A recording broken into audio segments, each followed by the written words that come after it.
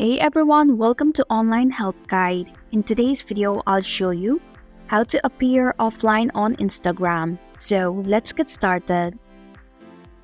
Begin by opening your Instagram. Then tap on your profile icon at the bottom right corner of your screen. Now tap on hamburger icon at the top right corner of your screen. In the search bar, type in activity status and perform your search.